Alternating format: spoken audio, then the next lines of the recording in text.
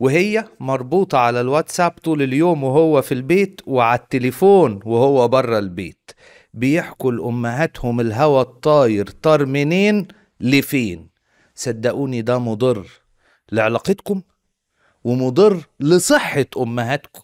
ليه؟ لأن انتم بتحكوا لهم تفاصيل وبعدين انتم بتتصالحوا بالليل. درجة القرب اللي بين الأزواج ربنا ما خلقهاش في أي علاقة في الدنيا، ولا أعني القرب الجسدي، أعني القرب النفسي. عندكم مليون تفصيلة ممكن تتصالحوا عليها، إنما مامتك ومامتك أمهاتكم الفضليات بيقعدوا طول الليل يفكروا في اللي انتوا قلتوه. انتوا بتنسوا وتناموا مبسوطين وهم ما بيناموش من كتر التفكير. ادي اول مشكلة بتأذوهم هم.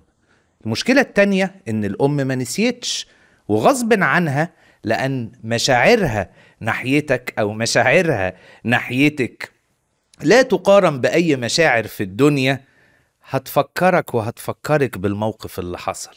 ما تنسيش عايرك قبل كده، ما تطلبيش منه كذا عشان بيعايرك بيه.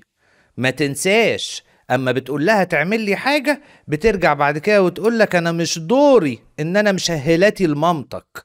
يفضلوا يفكروكم بالخلاف اللي اتداوى جواكم، وبالتالي كل ما الجرح يلم يفتح من الاول.